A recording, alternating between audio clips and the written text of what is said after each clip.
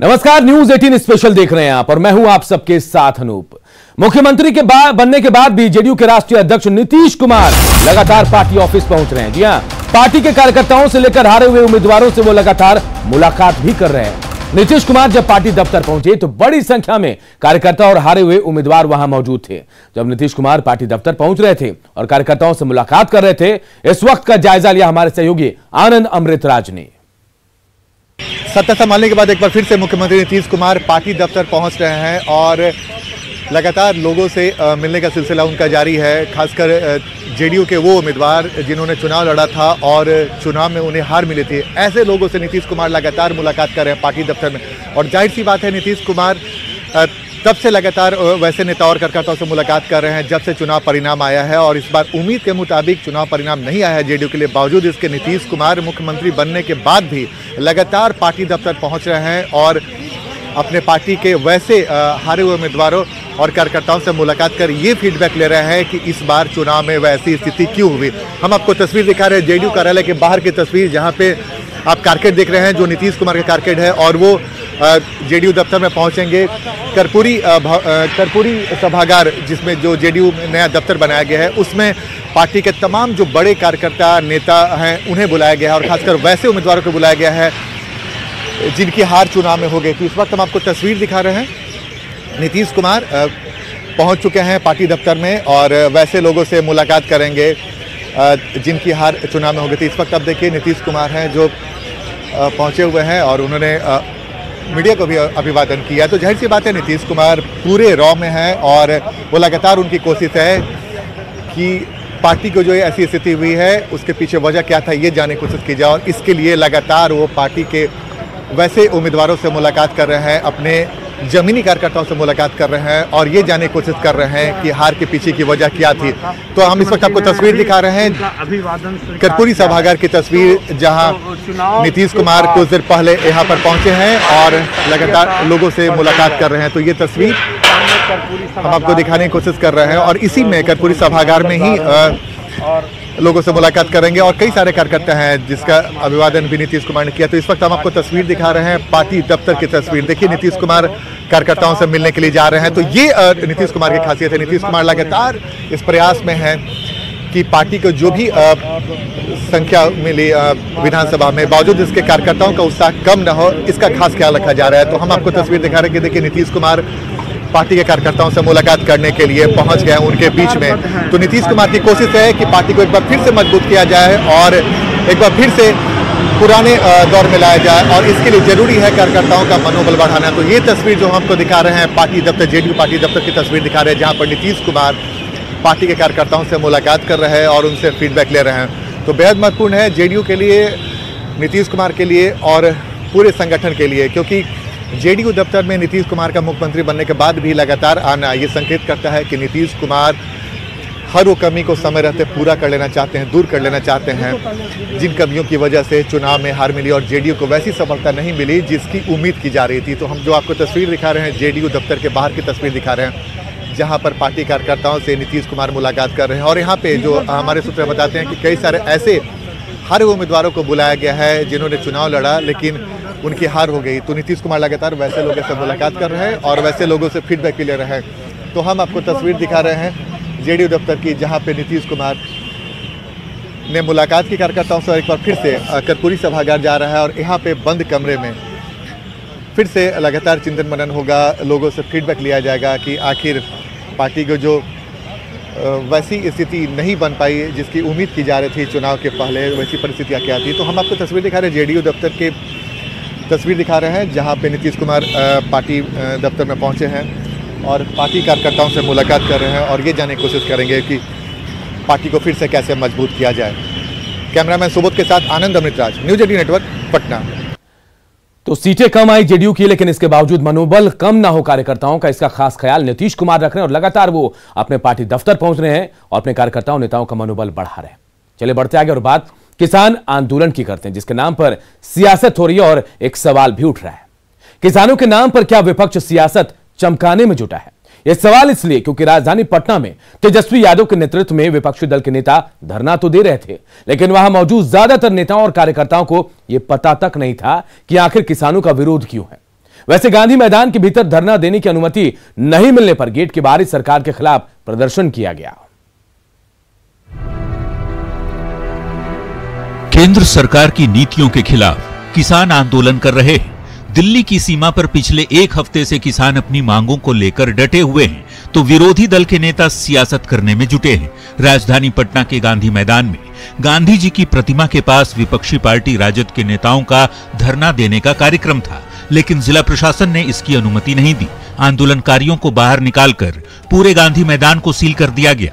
गांधी मैदान के भीतर प्रवेश की इजाजत नहीं मिली तो राजद और कांग्रेस के नेता और कार्यकर्ता गेट नंबर 4 के आगे ही धरने पर बैठ गए।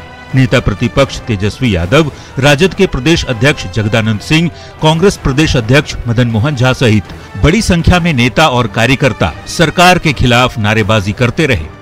जब से नीतीश कुमार जी ने कानून को लागू किया, तब से बिहार का किसान कमजोर होता चला गया, मजदूरी करने लगा और अब पलायन करने पे मजबूर है। बिहार तो की हम तो विडंबना है वो ये है कि हम लोगों का यही मांग है। आज तो आप लोग देखे होंगे गॉडसे के मानने वाले लोगों का आगमन पटना हुआ और हमारे महात्मा गांधी बापू को कैद कर दिया गया। जो किसान विरोधी 3 अध्यादेश लाया गया वो किसानों के हित में नहीं है और आज किसान, बिहार के किसान आज यहाँ पर धरना पर बैठे हैं। हम लोग उनके समर्थन में हैं। ये सरकार की दमनात्मक कार्रवाई है और मैं समझता हूँ उचित बात को उठाने के लिए इस प्लेटफॉर्म को नहीं देना, कहीं से भी गैर कानूनी काम नहीं था, उसे देना चाहिए। यहाँ तक तो ठीक था, लेकिन धरना देने पहुंचे कई नेताओं और कार्यकर्ताओं को इस बात की जानकारी ही नहीं थी कि आखिर किसानों की मांग क्या है और क्यों किसान केंद्र की नीति का विरोध कर रहे हैं। न्यूज़ 18 ने कुछ ऐसे ही नेताओं से बात की तो उनका ज्ञान सामने आ गया। जरा सुन लीजिए। सही दाम नहीं मिल रहा है किसानों का, बिचौलिया जो है इसमें बीच में मार दे रहा है। का भी जो है धान का सीजन है, अभी पैक्स चालू नहीं किया है, धान ले नहीं रहा है, बिचौलिया जो है दौड़ रहा है। मैडम आप बताइए ना, आप धरने पर आप क्यों नहीं बता रहे? ये निकम्मी सरकार है। बिहार सरकार नीतीश जी को कहाँ दिख रहा है भैया, कहाँ दिख रहा है, तो बताइए। प्रावधान है जिसको लेकर देखिए, प्रावधान यही है कि यह देश है वो कृषि प्रधान देश है, मजदूर बाहुल देश है और छोटे छोटे किसानों को राहत देने के बजाय बड़े बड़े कंपनियों के नाम पर जमीन जो छीना जा रहा है, संघी बनाया जा रहा है, ये यहाँ की जनता बर्दाश्त नहीं करेगी। चलाने से, लागू करने से नहीं होगा ना। हम अगर लागू कर देते हैं कि रोड चलना है तो रूल बताना होगा ना, दिखाना होगा ना कि stop of the line, go in green. हम लोग जैसे कि ट्रैफिक जो रूल होगा उसको तो हमको फॉलो करना होगा। हम लोग एक ही मांग करेंगे कि किसान भाई को सही कीमत का अनाज कर दीजिए। जाहिर तौर पर इन कार्यकर्ताओं को ये पता ही नहीं कि आखिर किसानों की डिमांड क्या है। ऐसे में सवाल है कि क्या किसानों के बहाने विपक्ष के नेता केवल सियासत चमका रहे हैं? अन्नदाताओं की फिक्र से ज्यादा सरकार पर हमला करना ही मकसद है। क्या खोई हुई सियासी जमीन को किसान के नाम पर हासिल करने का ये बहाना है? न्यूज़ 18 के लिए पटना से संजय कुमार के साथ ब्यूरो रिपोर्ट। कृषि बिल के विरोध में तेजस्वी यादव के नेतृत्व में महागठबंधन के नेताओं ने गांधी मैदान के गेट पर धरना दिया। इस दौरान एक ऐसी तस्वीर सामने आई जिस पर सियासत कुलाचे भरने लगी। जेडीयू ने आरजेडी के प्रदेश अध्यक्ष जगदानंद सिंह को नीचे बिठाने का मुद्दा उठाया और इस मुद्दे के तहत एक खास जमात को निशाने पर लेने तक का आरोप लगा दिया। तो वहीं आरजेडी ने जेडीयू पर पलटवार भी किया। माननीय तेजस्वी यादव ने अपनी मंशा साफ की, पिता तुल्य जगता बाबू को अपने कदमों के नीचे बिठाकर, ये विजुअल है, औकात बता रहे हैं। एक भाई स्वर्गीय रघुवंश बाबू जैसे सम्मानित नेता को एक लोटा पानी कहकर के अपमानित किया। विधानसभा चुनाव के दौरान आपने सामाजिक समूह के प्रति अपमान का भाव दिखाया। चुनाव परिणाम में जब चारों खाने चित हुए तो कदमों के नीचे बिठाकर, मनसा साफ है, समाज के अंदर तनाव की खेती, मन के अंदर सामाजिक विद्वेष। तो उनके प्रवक्ता को पेट में दर्द हो रहा है कि तेजस्वी जी उस धरने पर कहाँ बैठे हैं, ऊंचा पे बैठे हैं कि नीचा पे बैठे हैं, किस रूप में बैठे हैं। अब जो सवाल उठता है कि इनको दर्द इस बात की हो रही है, अरे असली बात जो सवाल है, तो देश का किसान आज चाह रहा है, उस सवाल पर आपके मुंह में दही क्यों जम गई है? आप देश की सरकार के साथ क्यों खड़े हो? आप में नैतिकता है तो किसानों के सवाल पर अपने मुंह को खोलिए और किसान के हिमायती बनने की हिम्मत दिखाइए। इधर बिहार सरकार ने समर्थन मूल्य पर धान खरीद का लक्ष्य निर्धारित कर दिया, लेकिन कई इलाकों में पैक्स गोदाम की लापरवाही ने किसानों को मुसीबत में डाल दिया है। सरकारी खरीद नहीं होने पर किसान औने पौने दामों पर धान बेचने को मजबूर है, तो कहीं एसएफसी गोदाम भगवान भरोसे चल रहा है, तो कहीं किसानों को सम्मान निधि योजना में गड़बड़ झाला हो रहा है। ऐसे में सवाल है कि किसानों से खिलवाड़ क्यों किया जा रहा है? बिहार सरकार ने समर्थन मूल्य निर्धारित कर धान अधिप्राप्ति का लक्ष्य निर्धारित कर दिया है। इसके लिए बकायदा निर्देश भी जारी कर दिया है, लेकिन कई जगहों पर धान की सरकारी खरीद नहीं हो रही। ये तस्वीरें समस्तीपुर की हैं, जहां किसानों को ये कहकर लौटा दिया जा रहा है कि बकाया भुगतान नहीं हुआ है, इसलिए खरीद में विलंब होगा। ऐसे में मायूस किसान 1800 रुपये प्रति क्विंटल के बदले 1100 से 1300 रुपये क्विंटल धान बिचौलियों को बेचने को मजबूर है। एकदम मनमाना अभी तो हम रखे हुए हैं, थोड़ा बहुत बेचे हैं। क्या रेट में बेचे? रेट तो एकदम कम, 1200-1300। तो सरकार जो खरीदने की व्यवस्था की है वह नहीं बिकती है? नहीं, वहाँ अभी तक नहीं लिया है। जमुई जिले में भी अभी तक सरकार की ओर से धान की खरीदारी शुरू नहीं हो सकी है। सहकारिता विभाग नमी की बात कह धान की खरीदारी कर रहा है, लिहाजा किसान बिचौलियों के हाथों अपनी फसल औने पौने दाम में बेच रहे हैं। अभी क्योंकि लगनी का भी समय है और किसान तो गरीब होते हैं, तो उनको धान बेच करके ही गेहूं लगाना होता है या मकई लगाना होता है। जबकि बिहार के कृषि मंत्री अमरेंद्र प्रताप सिंह ने न्यूज 18 से बातचीत में तमाम पैक्स अध्यक्षों को चेतावनी दी है कि यदि समय पर धान की खरीदारी शुरू नहीं हुई तो कड़ी कार्रवाई की जाएगी। मैं चाहता हूं ये कानून, ये जो व्यवस्था है, ये व्यवस्था किसानों के लिए है, किसानों को लाभ पहुंचाने के लिए है, और हमारा संकल्प है कि किसानों के आय को हम दुगना करेंगे। तो इसमें 100% जो है किसान हो धान बेचने वाले, और 100% किसानों से धान खरीदने वाला पैक्स बने, व्यापार मंडल बने, जो खरीदने वाली एजेंसी है वो बने। अगर पैक्स के लोग अगर ऐसा नहीं करते हैं सर, तो उन पर एक्शन क्या होगा? उसके खिलाफ एक्शन होगा, उस पैक्स को हम खत्म करेंगे। इन सब के बीच बांका से आई तस्वीर बेहद लापरवाही भरी है। जिले के धोरैया स्थित राज्य खाद्य निगम भगवान भरोसे चल रहा है।